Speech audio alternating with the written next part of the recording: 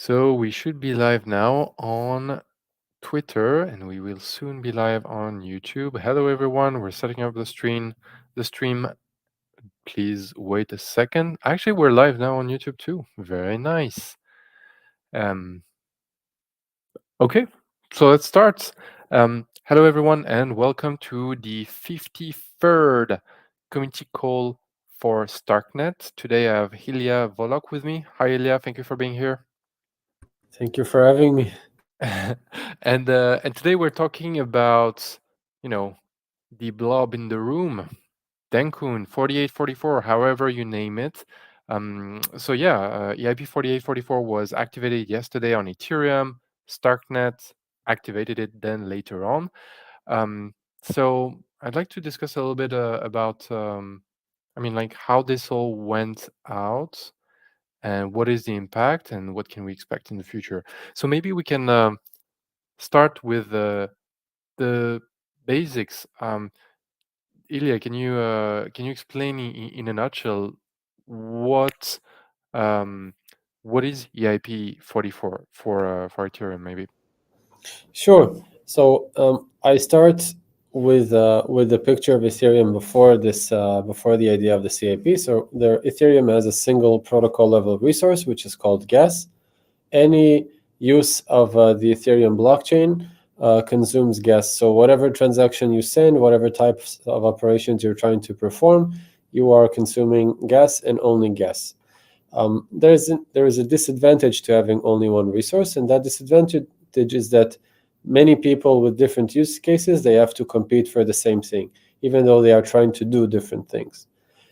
This was still a very good compromise until the age of rollups, because at the end of the day, people competed for relatively similar uses. However, with the onset of rollups, something very interesting happened. There became a very large volume of activity and transactions that is using Ethereum not as a computer, but more of as a whiteboard or like a ledger for writing data to. So this is what people Is mean it when a they. way to store data?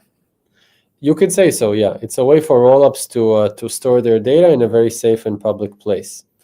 Now, because this is a very different use from computation, the smart folks at the Ethereum Foundation, they thought about it and decided that they really want to facilitate this separate highway for rollups. And their way to do this was to introduce a new resource to the Ethereum protocol, which is called blobs. Blob gas, data gas, whatever you prefer. And the idea is that this is a resource which is it can be used more narrowly, only for data availability purposes. It cannot be used for computation, unlike cold data. But And it's not stored, right? it's stored for 2 weeks right now. That's the convention. But nevertheless, it reaches all of the Ethereum validators and full nodes for 2 weeks. So it's a very, very high level of exposure for your data. It's not quite like cold data, which is stored forever by archive nodes, but it's a huge exposure compared to, for example, not sending anything to Ethereum. It's a very, But very, sorry. does this no, sorry. Does this mean that using blobs is less safe than using cold data? Yes, it means that. Okay, but are we sure that cold data will be stored forever? No, we're not sure. We're always talking in the perspective of like the last few years and the general zeitgeist, I guess, of the crypto ecosystem. And I think the consensus is that blobs are definitely less secure, but it's not clear how much this strict difference is important in practice, because nobody, as far as I know, at least apart from real security purists, nobody in the rollup ecosystem has seriously considered to just ignore this upgrade. It's too beneficial for rollups and for their users. Perfect. That makes sense. Okay, so that's a new upgrade that allows people to send data to Ethereum, not exactly store it, but have it being very public and accessible by everyone, which is really important. Yes, it is a form of storage. It's just a bit of a different form, and it's a slightly narrower form, and it lasts for a bit less. But going back to the previous story, so Ethereum now has two protocol level resources, blobs and gas. And the whole point of this is that rollups, they use blobs, But people who are not rollups, they don't use blobs because they don't really have any significant use for it. Sure, you might have some original use cases coming up. I'm not aware of any such right now, and you might have the occasional people posting, I don't know, cat gifs, but like in a serious sense, people who compute on Ethereum, they don't need blobs. They're not useful for them. So you now have a separate market for blobs, which is very roll up oriented, and this fact means that the demand for computation on Ethereum doesn't impact the price or doesn't impact the operating costs of rollups as much, which on the whole makes rollups much cheaper. Thanks. Um, okay, so yesterday the upgrade was activated on Ethereum, and the possibility to use this new market on Ethereum, this new way to pay for resources, was activated. Um, Starknet then activated it also, right, and decided to leverage it. Can you go a little bit into what does that mean exactly? What that is it? Does it mean that Starknet just switched a button and it went into the other direction? What goes into this? So I'll go over it at a high level, and then I'll try and go into more detail, and you'll stop me once it gets boring. At a high level, basically putting aside lots of engineering work, the answer is yes. You flip Starknet flips a switch, and it begins the way in which it interacts with Ethereum changes. Instead of sending things as call data, Starknet instead sends things as blobs.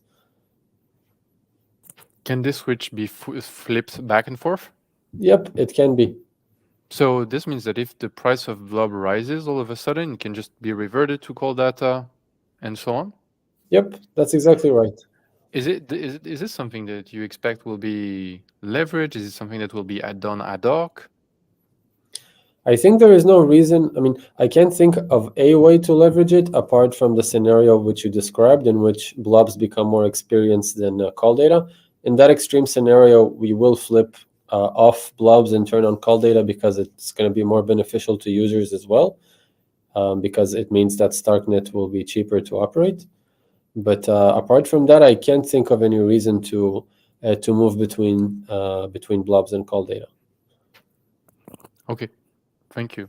Okay, so at a high level, there was a switch that went from sending data to call data and to then sending data as blood. Can you go maybe one level deeper and explain how Sure. this impacts the system? So the next level has to take into account the fact that you have two different layers. You have the L2 Starknet where blocks are being created, and at the time of their creation, they are not sent directly to L1, right? There is a bunch of blocks created on L2, and then they are batched together, and only a proof of this batch is sent to L1. So to understand how or what this feature means for Starknet, we have to understand how each of the layers is impacted.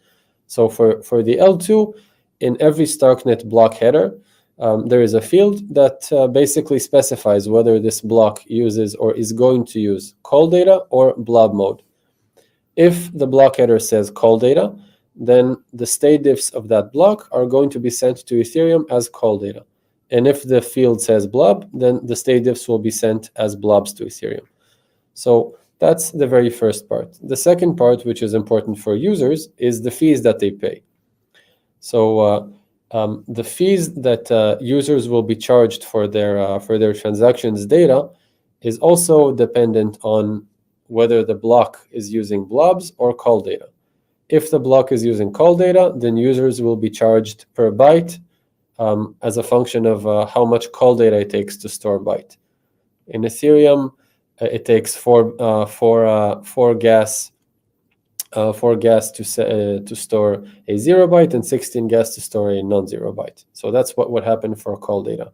If instead the Starknet block is using blob mode, then the amount you would pay for a byte is slightly more subtle. The point here is that you can't buy half blobs on Ethereum. You can only buy entire blobs. So the way we charge fees from users for bytes is just to pretend that the blob is completely full before it is.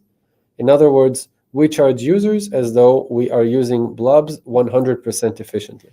It's optimistic fee charging. Yes, Optimistic on exactly. this exercise. Exactly. Okay, so that explains what's happening on L2. Now, on L1, I can go into a bit more detail about how exactly Starknet interacts with L1.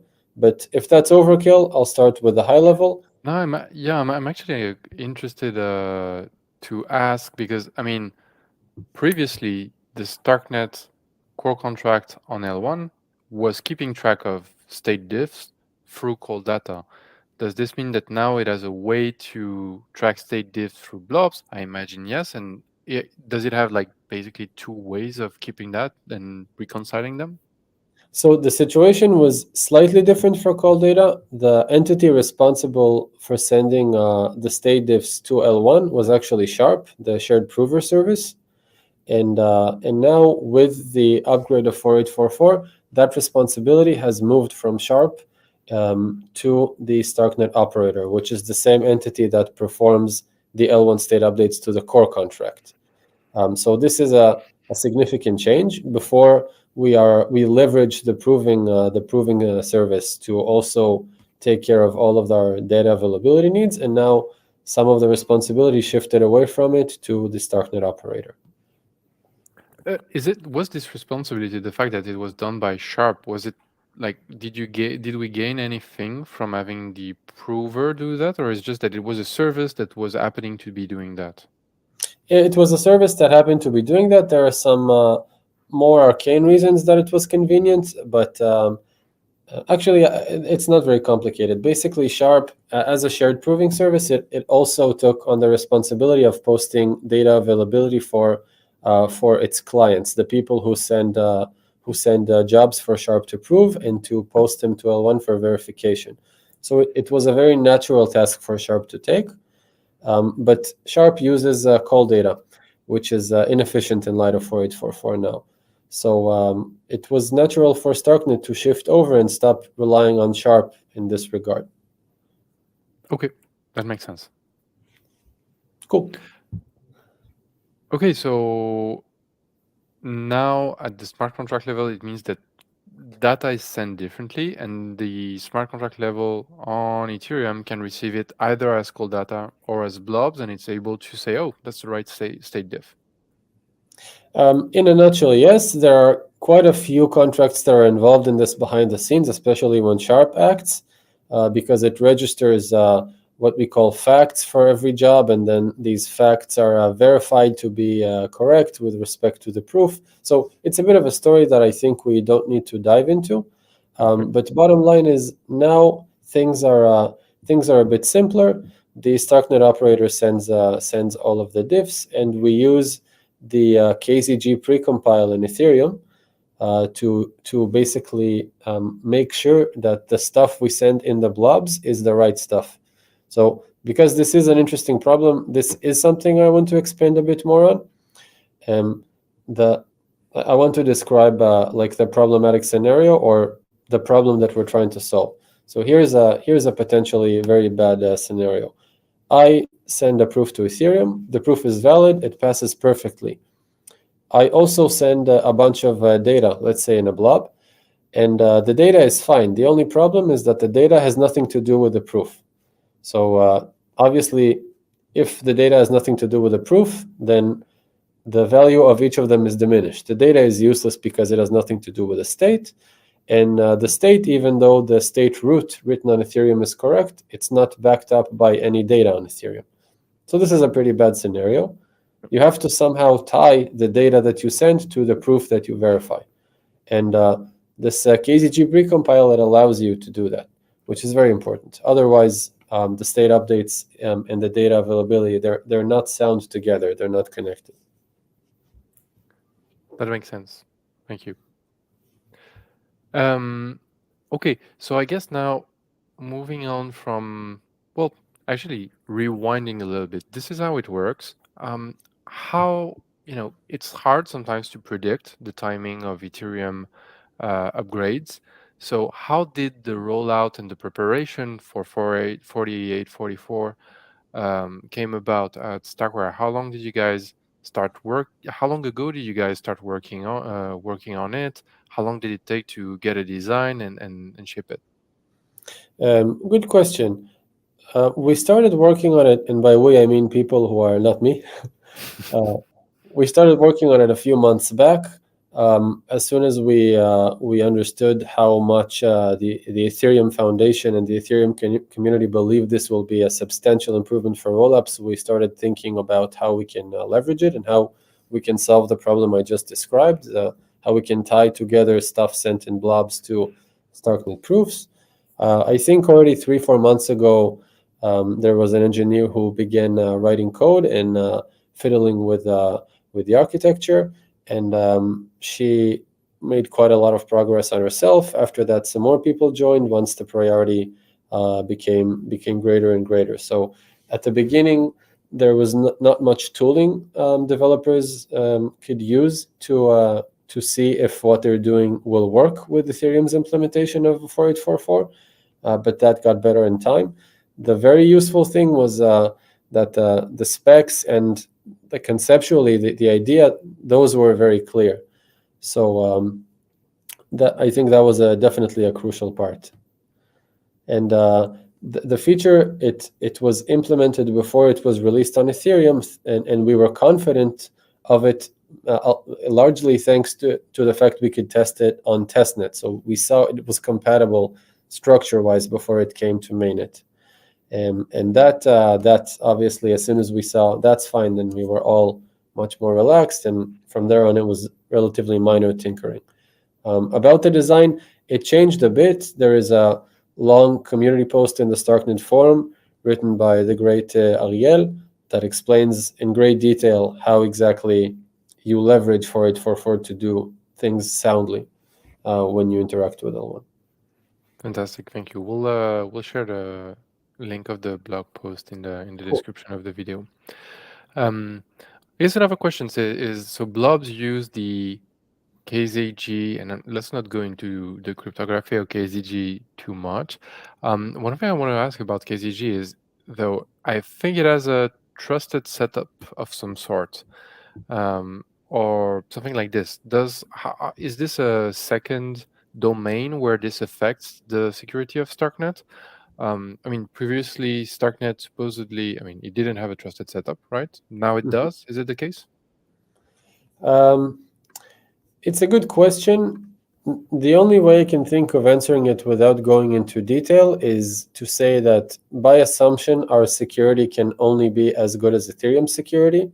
In fact, that's the whole goal of Starknet, is to eventually achieve Ethereum security. So if Ethereum is using this KZG precompile, then that's what we get. So it Okay, so cannot it's by even definition if be our security.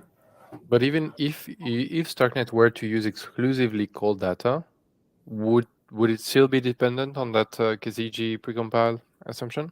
It wouldn't be directly dependent on it, but there It is would an be indirect affected by it. dependency, and this indirect dependency is it's a bit orthogonal to our discussion, but basically it's like asking, suppose you're using a consensus protocol where the only stuff you're doing is okay, but there is also consensus on invalid stuff. Is this a good place to be or a bad place to be? I think it's a bad place to be, but I think it's a non-issue in Yep. this case.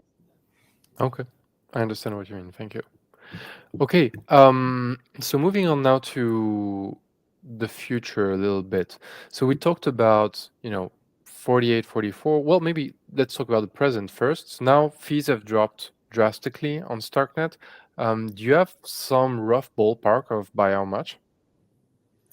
Um, I have a very rough ballpark. I see many screenshots of people saying that their fees decrease sometimes by an order of magnitude, which is really great. I think I saw two. I think I saw people saying it dropped by 100x. I was hoping you'd say that because I didn't want to be the one to say it. No, and I'll blame it on Moti and Abraham from Bravos. They wrote it on Twitter. It's public. You can check it out. So, It's for so me. I saw a few people saying that, and it seemed like it dropped a lot.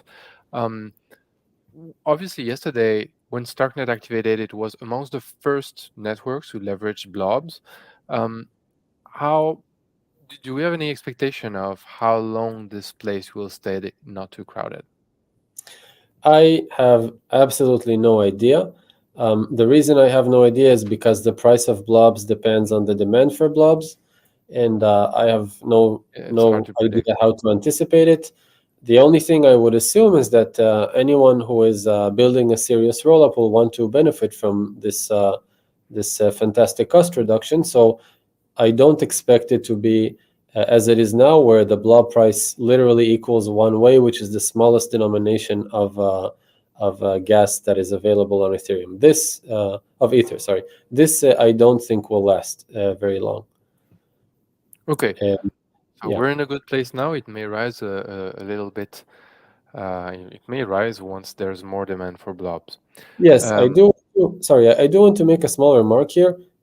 We don't know where the price will stabilize, but I think we must not forget that Ethereum is looking at the rollup ecosystem as a friend, and if they see that there is insufficient supply for the demand, I don't see any reason that they won't change the parameters. At the end of the day, this isn't meant to be a bloodbath market. It's meant to be something useful for rollup. So I'm not too concerned in that respect. cool. Are there future upgrades to Ethereum? Let's go later to Starknet, but to Ethereum specifically, are you aware of future upgrades such as full sharding, full tank sharding that will be shipped later on? You have exposed my ignorance. So, I heard about it unfortunately, yesterday and I was like, sounds very interesting and promising, but I don't know enough to make a good comment about it. I So have we'll no see. ideas on timelines. So unfortunately, I'm not sure. Unfortunately, we also can't edit this part out, but no idea. Nah, it's fine. Don't worry. We can send people back yesterday at Stark City, London, an event held by the Starknet Foundation. We had an interesting discussion with Vitalik Buterin. He actually got into it, and uh, the replay will be available online, so you can check it out. But he mentioned that things were done in a in a way that is forward compatible, meaning that when full length sharding is activated or is needed, it will be possible to activate it in a not too burdensome manner. So we'll see, and there's no timeline, but we'll see how this evolves. But now Sounds maybe good. we can talk about. Sorry. Sounds good. So now maybe we can talk about Starknet specifically. So I think that the data being sent from Starknet at the moment to Ethereum is not in a very optimized format, and there are techniques and things we could do to compress data further and lower the cost of state diffs in data availability. I don't know. Can you go a little bit into that, maybe, please? Yes, I think I want to go not too much. I mostly want to distinguish between two approaches to this problem. One is what you might call stateless compression. And the way to think of this is that you have a list of state diffs, and now you're just applying some compression algorithm to it. So, like you zip it, and then the output of the zip is now your new data availability. That's one thing you can do. And in the context of Starknet, all you have to do is to implement a compression algorithm in Cairo and then integrate it with the Starknet operating system. So Implementing a compression algorithm in Cairo sounds both daunting and something that a lot of people on CoreStar's group will be like, "Oh, sounds fun! I'm gonna try doing yes, it." yes, such things already exist, and the wonderful people at Nethermind are already testing such things, and also we have an engineer who is testing them, and she's very powerful. So I'm optimistic about this. The other approach you could take is to do something which is more which is more stateful, a bit more sophisticated. I'm relatively sure this is what ZK Sync are doing to great benefit. So kudos to them. Um, I'll try and explain it at a very high level because that's all I know. Instead of having your state diffs organized as a key value mapping from an address to a state diff, you could instead try and shorten the keys. And instead of having full addresses, which require many bytes, you could instead have your keys be just numbers, like sequence the state diff rights from 1 to infinity. And Obviously, if an address takes up, I don't know, 32, 64 bytes, then then replacing it with just one character is saving you a lot of space in the keys. So this is also a very nice and elegant and sneaky way to compress data and to reduce the footprint of your data on L1 or anywhere for that matter. And are both of those techniques mutually exclusive? No, they have nothing to do with each other because the first one is of a different type. It give me something and I will just zip it and give it back to you. So you could Um, combine both, you right? could combine both. I should say, I did lie a little bit. I should say that the effectiveness of a zipping algorithm is dependent on the input. So it's not like you can zipping. Not everything can be zipped with equal Yeah. efficiency. But that's above my pay grade, so I will stop there. Okay, makes sense. Thank you. Um, so that's something that will. So never mind are working on it. Is it something where we have a very rough timeline or on? Is it something that Good question. Right now, in my mind, it's not on the roadmap. I can try and explain why. I think we will dive into what I'm saying now with in a I think we will dive into it a bit later, but the bottom line is Starknet costs or rollup costs in general, they are distributed between data availability costs and fixed operating costs. Um, there are some other costs that I'm not mentioning that maybe we will get into later. And if your goal is to minimize transaction fees as much as possible, then you want to minimize the operating cost of your rollup as much as possible, so you don't bleed money as a sequencer. So sequencers have an incentive to participate. Now, if your goal is to minimize the operating costs, then you want to minimize fixed costs and minimize data availability. And for data availability, there is something which is a bigger sledgehammer than data availability compression, which is volition. So instead of compressing the stuff I write to L1, why don't I just stop sending stuff to L1 completely? And I think this is going to be a more impactful feature on fees. So I prefer to prioritize it over compression in our roadmap, if so that makes becoming sense. a Validium? Yeah, I think it makes sense. I mean, it's not a Validium. Sorry, I'm just triggering the next question, but I think it makes sense. And in a way, so you're talking about volition, right? Yep. So the fact that you could stop sending data altogether to L1 and have some of this data live off chain. Um, and arguably, if you start doing this, the people who want to opt into that feature will see their cost lower, but also the people who send their data to L1 still see their cost lower? Likely because it diminishes overall the demand for L1 block space, I mean blob space too, right? Your question brings us to the distinction between fixed and marginal costs. Yep. And the idea is that, I mean, this is a general, I guess, economic idea that people who impact the system should pay for their marginal impact on the system, stuff that wouldn't happen if they weren't there. And in the case of volition, if you are using L1 data availability and I'm using L2 data availability, then you for your data you only pay for what you write. So the fact that I stop writing my data should not affect you and should not reduce your costs.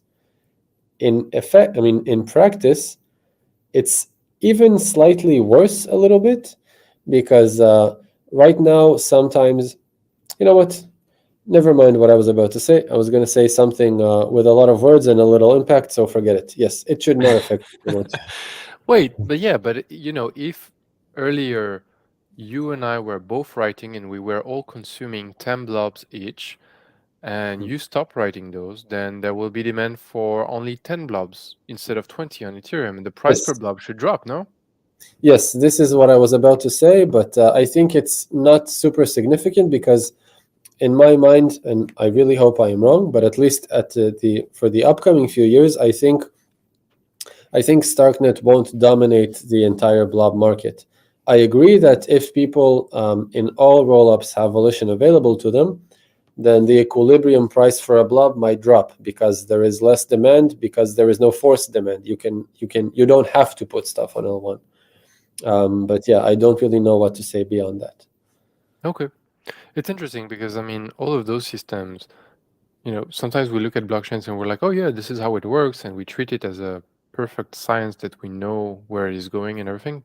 But turns out a lot of those upgrades, they're really, I mean, they're live experiment. Nobody was really Yeah, able to predict what would be the cost of a blob before yesterday and even today. It's really hard to forecast what will happen in the next month or so. But I'm sure that in 6 months or even more in 6 years, we'll be able to look back and say, yeah, of course, this is how the price of blob works. yeah, I agree. It's one of my favorite things about this technology. It's so connected to social and like economic questions, and a lot of it, in my mind, is very unpredictable. Yeah, it's a live breathing system, Yeah, and part of it is on chain. Part of it is also on social media because sometimes, I mean, you see people reacting and talking with each other on social media, and sometimes there's just a switch in perception, and everybody's like, "Oh, wait," and you can see this play out in yeah, real time, on chain and off chain. yeah. Agreed completely. Nice. Okay, so to sum up, yesterday 4844 was activated. Go back to the beginning of the call if you want more details on what it is and how Starknet leveraged it. Costs have dropped. They should rise in the future as once blobs become more demanded by the universe at large and rollups in specific. Though we hope that the fees will remain small. In the future, there are avenues to lower the cost of fees on Starknet further. One of them being compressing data in a packaging data in a more efficient way that is chained on chain to blobs on Ethereum. The other one being to just stop sending L1 data at all and having it be sent elsewhere and maybe stored by Starknet node.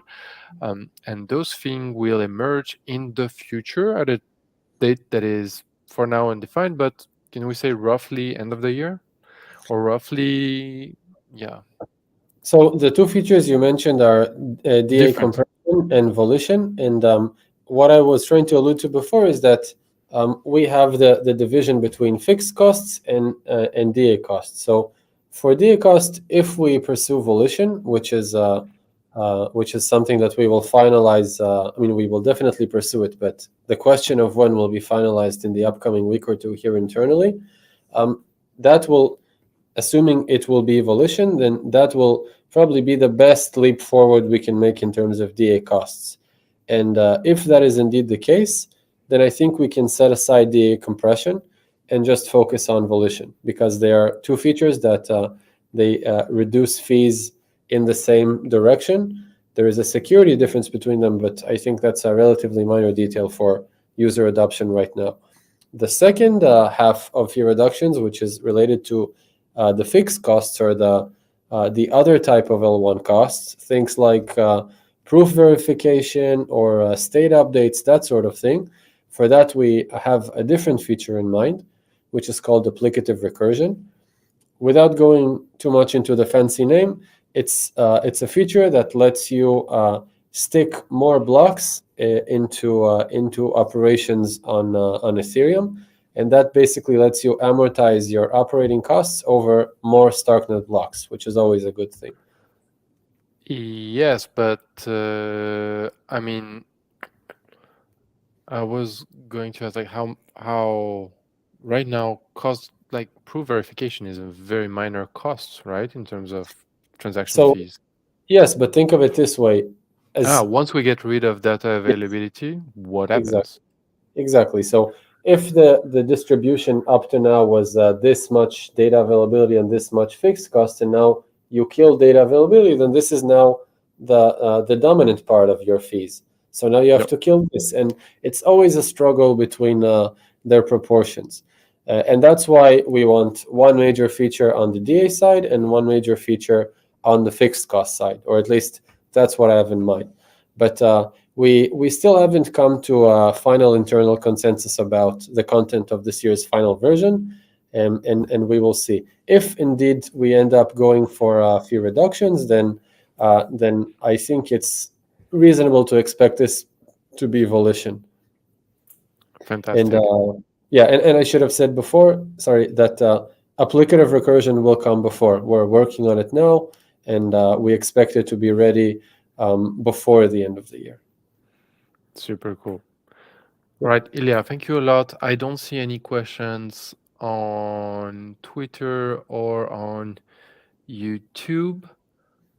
Um, Is anyone there, or are we here alone? no, no, no. There's people Okay, for cool. sure. There's people. It says 2,400 views. So I don't know Wow. if it's live people on Twitter or if it's in total. And I see there are a few people on YouTube. And some people did comment. There's somebody saying hola, another one says bon dia, another one saying scam. Okay. Another one saying when drop. We're never doing drop. We have provisions. You should check it out. It's worth it. Then we have Odin saying, "Oh, there's just me." Hey, Odin, good to see you. Daniel saying, "I love Starknet." We love it too. All good. We love Daniil. Nice. All right, Ilya. Thank you for your time, Thank and you. let's catch up soon when there is. When is the next version, by the way, for Starknet? The next major version. The next major version should be on integration around June. You can see the tentative roadmap also on the community forum, but that's what I expect. Super cool. Well, I hope we get to speak on the community call before. Until next Thank time, you. see ya. Bye. Bye bye.